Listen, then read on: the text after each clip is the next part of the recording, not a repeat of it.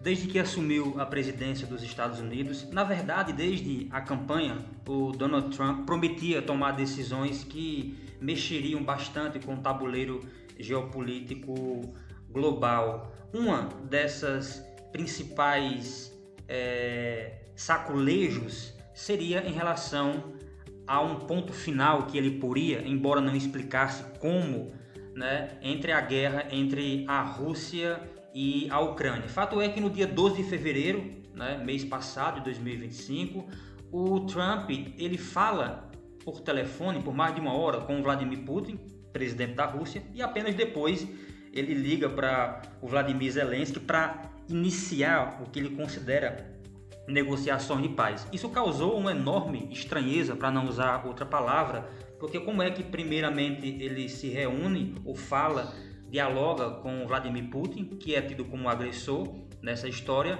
e depois apenas fala com o Zelensky, com a Ucrânia e a Europa, grosso modo, que são tidas ali como vítimas, né? E a partir de então, dessa conversa em que o Trump e o Putin debateram vários temas, incluíram a guerra na Ucrânia. Então, como é que alguém que se coloca como intermediador nesse conflito inicia e abre discussão com os agressores e apenas depois falam com as vítimas?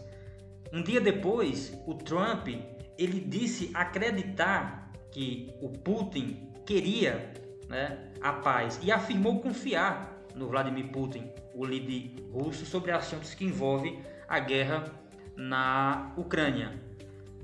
E aí, em seguida, ele dá essa declaração, já colocando nesse diálogo a Ucrânia, dizendo que tanto o presidente da Rússia, Vladimir Putin, quanto o presidente da Ucrânia, Volodymyr Zelensky, querem a paz. E eu também, nesse caso, o Trump, quer a paz, né? Isso causou um impasse muito grande, não apenas em relação às declarações do Trump e como ele poria um ponto final a esse conflito, como também o próprio chefe do Pentágono, que declarou na semana passada que não considera realista a possibilidade tanto da Ucrânia se tornar membro da OTAN, como também recuperar o seu território perdido no conflito. Então isso causou uma série de estranheza, não apenas para a Ucrânia, como também, grosso modo, para a Europa, que teme essa sanha expansionista do Vladimir Putin. Esse mapa que representa, essa ilustração aqui representa, né, em fevereiro de 2021, quando as tropas russas cruzam a fronteira movendo-se para Kiev, a capital da Ucrânia, tanto nessa região aqui, como também na região da Crimeia, que foi tomada pelos russos em 2014. Então aqui é uma questão que envolve, além especificamente da Ucrânia, que foi um território violado pela Rússia, como também outros países da Europa. E o Trump, de lá para cá, ele também fala que não é prático para a Ucrânia aderir à OTAN e recuperar todo o território. Cogitam-se que ele discutiu isso daqui abertamente com Putin, da maneira como depois ele verbaliza. E aí, uma outra gota d'água nessa história, 2 dias depois daquela conversa por telefone, foi quando o Trump ele anuncia uma reunião entre o alto escalão da Rússia, da Ucrânia e dos Estados Unidos. A Ucrânia imediatamente nega essa reunião, que aconteceria na sexta-feira, que aconteceria 2 dias depois da conversa por telefone, aconteceria na Alemanha, principal economia, principal país da União Europeia.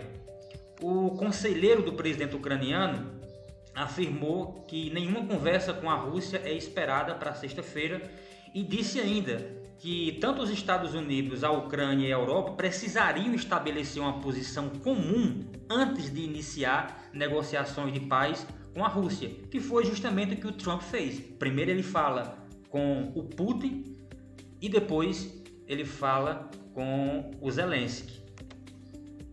E aí isso gera uma escalada, um embate mais direto entre o Trump e o Volodymyr Zelensky, né? Trump quer agradar Putin, disse Zelensky após a aproximação entre Rússia e Estados Unidos. O Trump rebate isso, chama o Zelensky de ditador, né? Após críticas do presidente ucraniano, né? E diz o Zelensky que o Trump vive em espaço de desinformação, né? Isso precedeu aquela famosa reunião, não dá nem para chamar de reunião propriamente, que aconteceu no dia 28 de fevereiro do mês passado. Foi uma lavação de roupa assim, né, absurda, um bate-boca, uma discussão, podemos dizer que uma baixaria mesmo, quando o Trump ele ali humilha, ou pelo menos tenta humilhar o Vladimir Zelensky, falando que o Zelensky naquele momento não estava numa posição de dar as cartas, digamos assim, né? Então, nesse momento, o senhor não está em uma posição muito boa. O senhor se permitiu ficar em uma posição muito ruim, disse Trump. O senhor não tem as cartas agora. Conosco, o senhor começa a ter as cartas. E aí o Zelensky responde, dentre outros diálogos, não estou jogando cartas. E de lá para cá, a gente viu já uma série de desdobramentos depois dessa reunião, com recurso, por exemplo, do Vladimir Zelensky, e com a posição mais cautelosa, meio que olhando como é que está esse jogo por parte da Rússia, e muita água ainda vai passar por debaixo dessa ponte.